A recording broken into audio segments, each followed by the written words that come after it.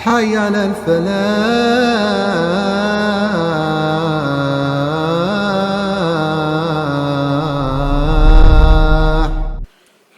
الحمد لله رب العالمين وبه نستعين على أمور الدنيا والدين. أشهد أن لا إله إلا الله وحده لا شريك له وأشهد أن محمدا عبده ورسوله لا نبي بعده.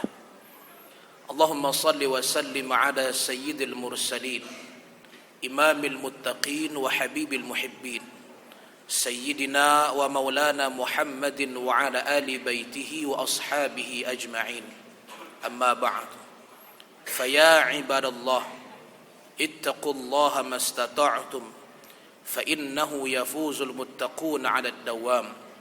فقال الله تبارك وتعالى في محكم تنزيله: أعوذ بالله السميع العليم من الشيطان الرجيم.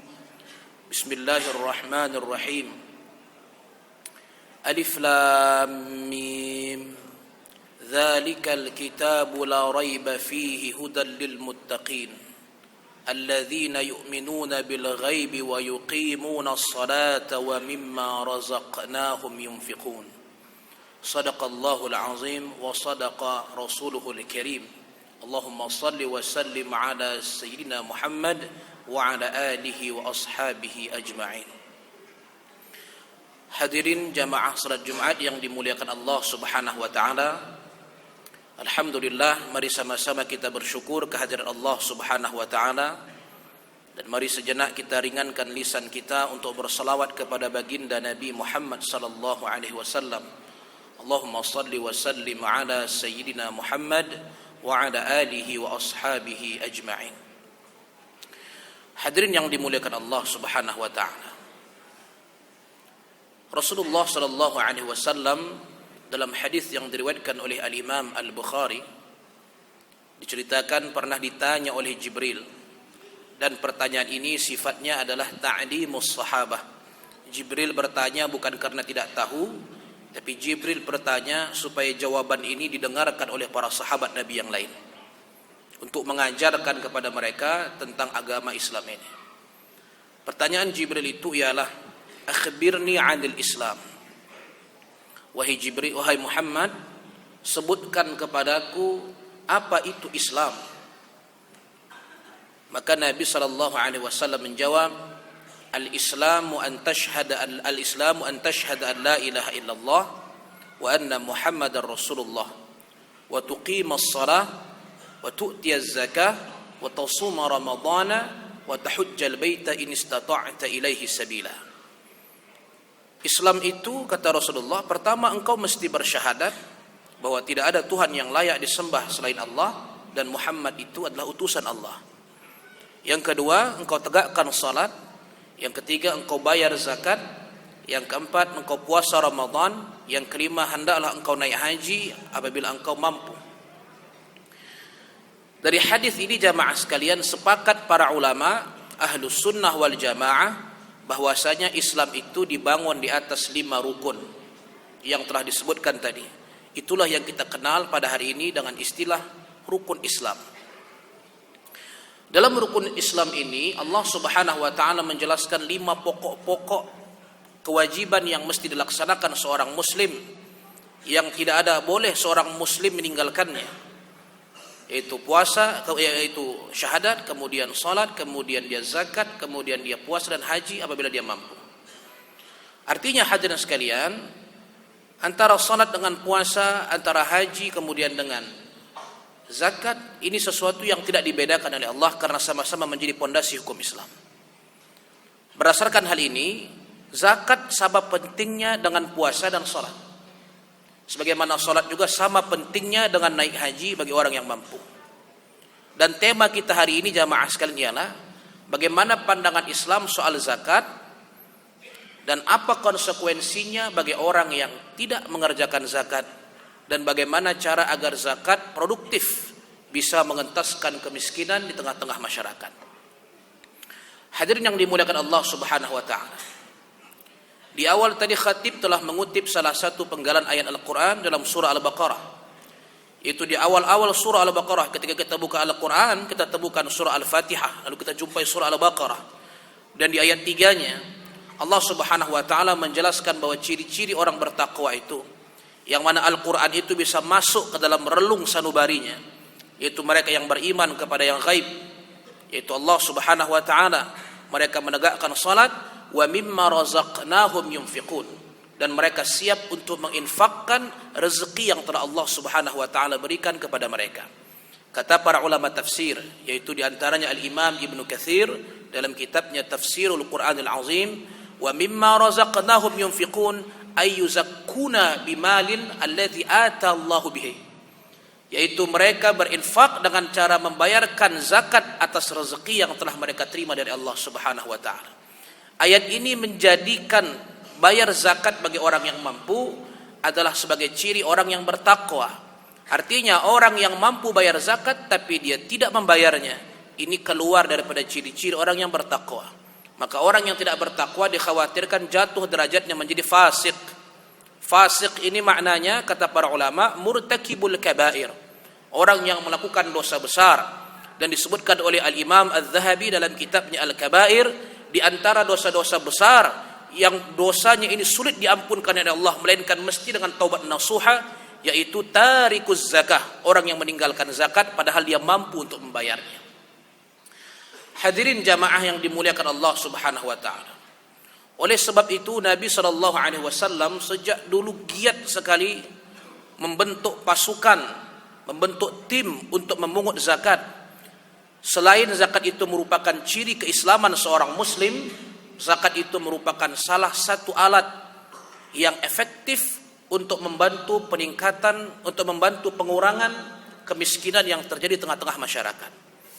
Sampai-sampai Rasulullah SAW mengingatkan kepada orang yang punya harta tapi tidak mau bayar zakat, ma min sahibi kanzin la yuaddi zakatahu illa uhmiya alaihi fi nari jahannama fatuj'alu safaih fatukwa bihi ra'sahu wa jambah, atau kama qala Nabi sallallahu alaihi wasallam. Hadis sahih riwayat Imam Bukhari. Rasulullah bersabda, tidak ada satupun pemilik harta yang selamat apabila mereka punya harta tapi tidak ditunaikan zakatnya, melainkan nanti di akhirat uhmiya alaihi nar jahannam, mereka nanti akan dicampakkan dan dibakar habis-habisan dalam neraka jahannam. Kemudian nanti akan ada namanya safaih. Safaih itu kalau dalam bahasa kita sehari-hari itu seperti gosokan. Artinya ada alat yang bernama gosokan di neraka nanti yang akan digunakan oleh malaikat Malik untuk menggosongkan kepala, tubuh dan lambung orang-orang yang tidak berzakat padahal dia mampu. Kemudian dalam hadis yang lain yang juga sama-sama sahih diriwayatkan oleh Al-Imam Al-Bukhari dalam kitabnya Sahih Al-Bukhari, Rasulullah sallallahu alaihi wasallam bersabda, ma min sahibi kanzin la yuaddi zakatahu muthila lahu suja'an aqra. Orang yang punya harta tapi menolak untuk berzakat, maka hartanya itu nanti akan dikumpulkan oleh Allah pada hari kiamat dan dibentuk menjadi suja' aqra, yaitu ular yang berkepala botak. Yang dimaksud dengan ular berkepala botak ini kata para ulama, sebagaimana disebutkan oleh Al-Imam Ibnu Allan As-Siddiqi dalam kitabnya Dilulul Falihin, Syarh Riyadhis Shalihin, saking banyaknya bisanya, maka ular ini kepalanya licin. Artinya harta yang tidak dizakatkan itu nanti dari kiamat akan dikumpulkan oleh Allah, akan dibentuk seperti ular yang besar yang sangat banyak bisanya. Lahu zabibatani, dan ular itu punya rahang yang sangat keras dan punya taring yang sangat besar, taring yang sangat panjang. Kemudian ular itu nanti kata Rasulullah, fayutawwaquhu yaumal qiyamah, lalu ular itu nanti akan dibelitkan di lehernya untuk mencekik lehernya. Kenapa? Karena di luar ketika di dunia dulu sebelum dia mati, dia telah mencekik leher orang-orang miskin dengan menahan hartanya dan tidak memberikan kasih sayang kepada mereka. Maka gantian di akhirat, harta itu akan dikumpulkan oleh Allah, Allah balas, Allah cekik lehernya sebagaimana orang ini mencekik leher orang-orang miskin ketika dia masih hidup di dunia. Maka hadirin yang dimuliakan Allah Subhanahu wa taala, saking pentingnya zakat, ketika Rasulullah wafat, maka naiklah Abu Bakar As-Siddiq radhiyallahu anhu sebagai khalifah, sebagai pemimpin umat Islam pada saat itu. Di antara salah satu fenomena yang terjadi pasca wafatnya Rasulullah sallallahu alaihi wasallam, ada sebahagian kaum di sebuah kampung yang menolak untuk membayar zakat. Mereka tidak mau lagi bayar zakat. Kenapa? Karena kata mereka Rasul telah mati, Rasul telah wafat, maka tidak ada lagi kewajiban bayar zakat. Atas alasan ini, maka Khalifah Abu Bakar As-Siddiq radhiyallahu anhu mengumpulkan pasukan, batalion infanteri dan kavaleri, dikumpulkan seluruh pasukan. Untuk apa? Untuk menyerbu kampung tersebut dan menghukum masyarakatnya. Kenapa demikian? Ditanyakan oleh para sahabat. Karena Abu Bakar menjawab, alasannya, li'anni lam ufarriq baina man mana'as salah waz zakah. Karena aku tak membedakan status orang yang menolak kewajiban salat dan status orang yang menolak kewajiban zakat. Artinya, dalam pandangan ijtihadnya Abu Bakar As-Siddiq, orang yang tidak bayar zakat sama buruknya seperti orang yang tidak salat. Orang yang tidak salat dalam sistem hukum Islam di atas pemerintahan khilafah Islamiyah itu dapat diperangi. Bahkan dalam kitab-kitab fikih disebutkan, kalau ada seorang muslim menolak untuk salat, dia wajib diistitabah oleh pemerintah. Istitabah itu makna diwajib untuk diminta taubat. Diterangkan kepadanya hukum-hukum yang samar baginya sehingga dia bertaubat untuk salat. Apabila dia menolak untuk bertaubat, faduriba unuquh, maka oleh pemerintah Islam boleh dipenggal lehernya. Kenapa? Karena salat itu tiang agama. Begitulah kerasnya Islam dalam memerintahkan kaum muslimin untuk melaksanakan salat. Dan kata Abu Bakar As-Siddiq, lam ara al-farqa baina mani'iz zakati was salah. Dan aku tidak melihat ada perbedaan antara orang yang tidak mau salat dan tidak mau bayar zakat. Begitulah pentingnya jamaah sekalian tentang zakat itu. Dan Anda bisa temukan hadirin yang dimuliakan Allah, setiap Anda membaca perintah salat dalam Al-Quran, hampir seluruh ayat-ayat perintah salat Allah gandengkan dengan kewajiban bayar zakat. Seperti yang khatib bacakan di awal tadi pada muqaddimah khutbah, di awal-awal surah Al-Baqarah ayat 3, Allah mengatakan di antara ciri orang beriman, yuqimunas shalah, mereka tegakkan salat, yu'minuna billahi wa yu'minuna billah wa yuqimunas shalah wa mimma razaqnahum yunfiqun. Mereka beriman kepada Allah, mereka salat, kemudian mereka menginfakkan harta yang telah Allah berikan sebagai rezeki ke atas mereka. Dalam ayat yang lain Allah berfirman, wa aqimus salata wa atuz zakata warka'u ma'ar raki'in. Tegakkanlah salat, bayarlah zakat, dan rukuklah kalian. Salat berjamaah bersama orang-orang yang salat berjamaah. Jadi hadirin yang dimuliakan Allah Subhanahu wa taala, sampai di sini kita faham betul bagaimana kedudukan zakat dalam Islam, sehingga jangan sampai ada seorang muslim yang membedakan antara salat dengan zakat. Karena dalam konteks pembahasan hukum Islam, lucu rasanya ada orang kaya rajin salat, bahkan mungkin jangan-jangan salat sunnahnya rajin, bahkan mungkin tidak pernah absen. Kalau misalnya diadakan salat tasbih di masjidnya misalnya, tapi hartanya tidak pernah dikeluarkan untuk zakat. Hadirin yang dimuliakan Allah Subhanahu wa taala. Lalu bagaimana dalam konteks keindonesiaan? Apakah zakat atau syariat zakat ini sudah memberikan dampak yang positif terhadap pembangunan negara, dalam hal ini pengentasan kemiskinan? Tentu jawabannya pasti susah dijawab, karena kita masih merasakan angka kemiskinan yang masih tinggi. Badan Pusat Statistik atau BPS merilis pada tahun 2018 tingkat kemiskinan masyarakat Indonesia ini berdasarkan data BPS 9,82%. Itu yang terdata. Realnya bisa jadi lebih besar daripada itu, bisa mungkin sampai 10%. Andai kita ambil saja jumlah penduduk Indonesia 240 juta jiwa, artinya ada sekitar 24 juta masyarakat muslim Indonesia yang masih miskin, hadirin sekalian. Nah, bagaimana pengentasannya ini? Apakah sudah efektif dengan zakat? Khatib melihat jamaah sekalian, masih ada 4 kendala sehingga syariat zakat ini belum bisa produktif untuk mengentaskan kemiskinan dalam konteks negara kita. Yang pertama, di antara alasannya ialah masih minimnya pengetahuan kaum muslimin tentang fikih zakat. Artinya hadirin sekalian, ada orang menganggap zakat itu cuma satu, yaitu zakat fitrah. Selesai zakat fitrah, selesai sudah zakatnya. Disangkanya itu saja. Sehingga dia merasa santai, merasa senang, tidak punya beban dosa apabila dia sudah menunaikan zakat fitrah, padahal zakat itu banyak. Bagi orang-orang yang berharta, hartawan yang Allah berikan rezeki yang lebih, paling tidak dalam konteks negeri kita hari ini, ada beberapa zakat yang semestinya ditunaikan. Pertama, bagi orang kaya yang profesinya itu menghasilkan keuntungan yang besar, itu ada zakat mal, zakat harta, yang mesti dibayar apabila nisabnya telah sampai dan haulnya telah sampai. Apa makna nisab dan haul? Ini mesti dipelajari kembali. Karena ini termasuk ilmu fardu ain. Tidak boleh ada seorang muslim yang dia punya harta yang tidak faham tentang ilmu fardu ain ini, khususnya bab zakat.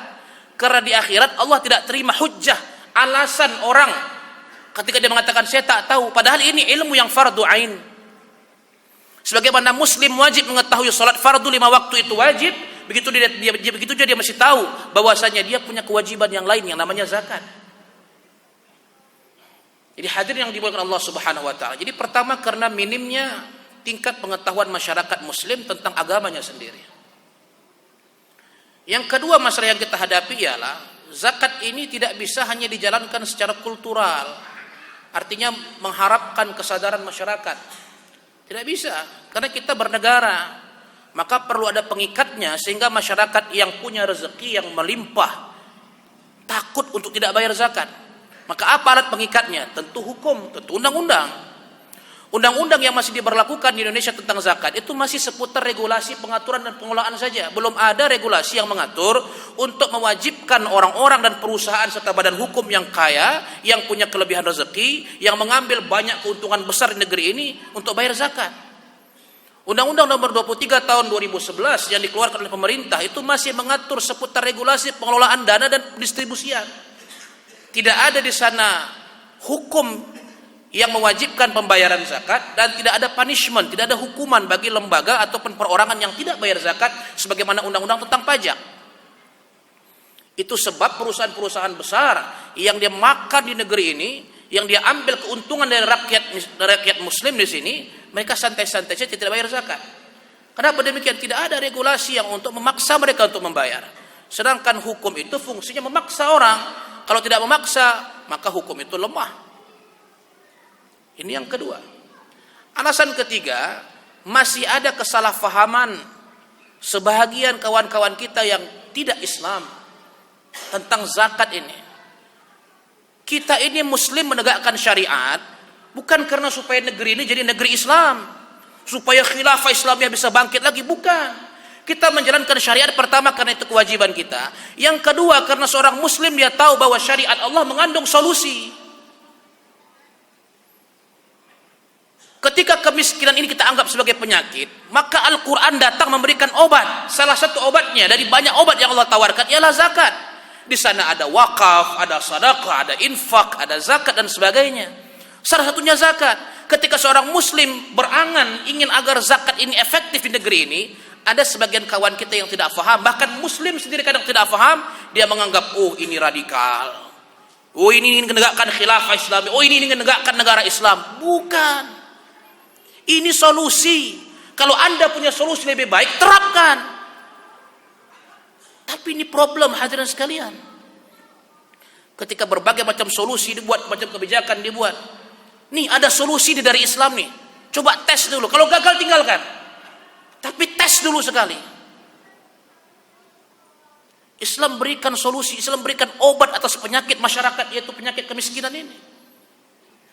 Jadi ada sebagian yang tidak faham. Dia sangka kalau kita ingin tegakkan syariatnya, oh ini akan kembali negara Islam, akan kembali khilafah Islamiyah.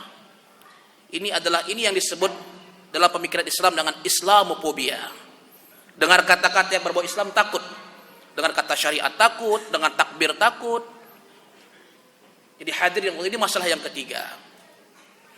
Yang keempat, problemnya ialah, bukankah sekarang sudah ada badan-badan amil zakat, bahkan ada lembaga amil zakat yang bertugas membantu Basnas. Nah, problem keempat, kenapa ini tidak bisa efektif? Karena sebahagian muzaki atau orang-orang yang memang dia wajib bayar zakat, kurang rasa percayanya kepada lembaga-lembaga negara kita. Maka zakat ini tidak akan efektif kalau kita belum bisa menjalankan clean government atau pemerintahan bersih. Karena nanti nasibnya sama seperti lembaga-lembaga lain yang mengumpulkan dana masyarakat. Nanti khawatir dana ininya dikorupsi, dana ini akan diambil dan sebagainya. Sehingga sebahagian masyarakat kita belum merasa aman menitipkan dananya di lembaga-lembaga yang telah dibentuk oleh pemerintah. Maka hadirin yang dimuliakan Allah Subhanahu wa taala, padahal andai kata zakat ini efektif, hadirin sekalian, Basnas telah merilis bahwasanya potensi zakat kita di Indonesia pada tahun 2016 itu mencapai angka 271. Dan ini terus bertambah, 271 triliun, bukan miliar. Andai kata semua orang yang muzaki, yang memang wajib berzakat, bayar zakatnya dengan patuh dan ada hukum yang kuat untuk mengaturnya, potensi zakat yang terkumpul ada 271 triliun.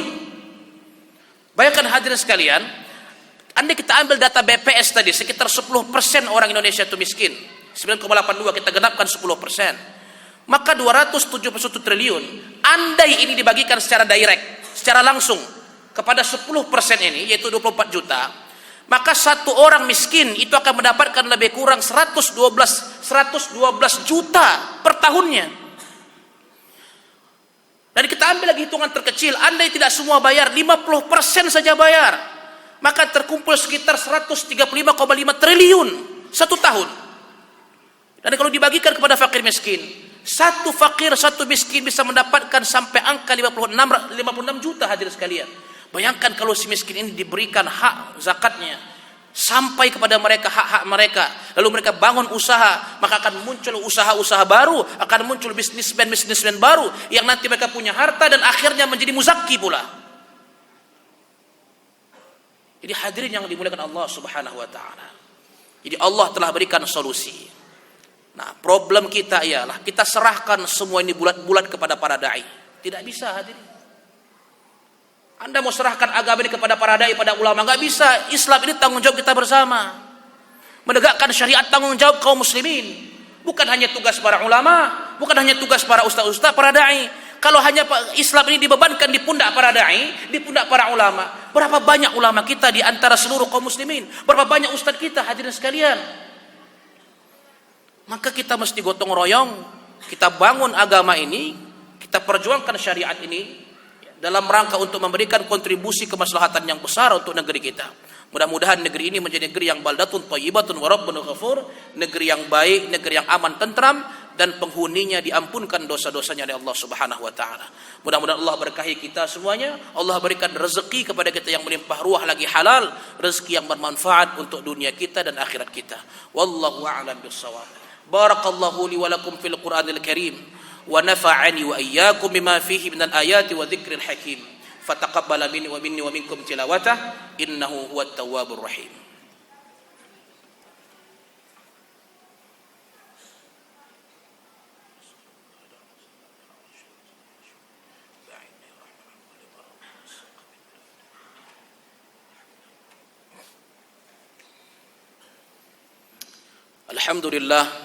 Alhamdulillahi Rabbil Alamin. Assalatu wassalamu ala ashrafil anbiya'i wal mursalin wa ala alihi wa sahbihi ajma'in. Ashhadu an la ilaha illallah wahdahu la sharika lah wa ashhadu anna sayyidina Muhammadan abduhu wa rasuluhu la nabiyya ba'dah. Allahumma salli wa sallim ala sayyidina Muhammad wa ala alihi wa ashabihi ajma'in, amma ba'du. Faya ibadallah, ittaqullaha mastata'tum فإنه يفوز المتقون على الدوام. فقال الله تبارك وتعالى في محكم تنزيله: أعوذ بالله السميع العليم من الشيطان الرجيم. بسم الله الرحمن الرحيم. إن الله وملائكته يصلون على النبي يا أيها الذين آمنوا صلوا عليه وسلموا تسليما. اللهم صل على سيدنا محمد وعلى آل سيدنا محمد كما صليت على سيدنا إبراهيم وعلى آل سيدنا إبراهيم في العالمين إنك حميد مجيد. اللهم اغفر للمسلمين والمسلمات والمؤمنين والمؤمنات الأحياء منهم والأموات برحمتك يا أرحم الراحمين. ربنا أعنا على ذكرك وشكرك وحسن عبادتك. ربنا ارزقنا رزقا واسعا حلالا طيبا مباركا. ربنا وزدنا علما وارزقنا فهما وعملا صالحا متقبلا. ربنا آتنا في الدنيا حسنة وفي الآخرة حسنة وقنا عذاب النار. عباد الله، إن الله يأمر بالعدل والإحسان وإيتاء ذي القربى وينهى عن الفحشاء والمنكر والبغي يعظكم لعلكم تذكرون واذكروا الله يذكركم واشكروه على نعمه يزدكم ولذكر الله أكبر والله يعلم ما تصنعون أقيموا الصلاة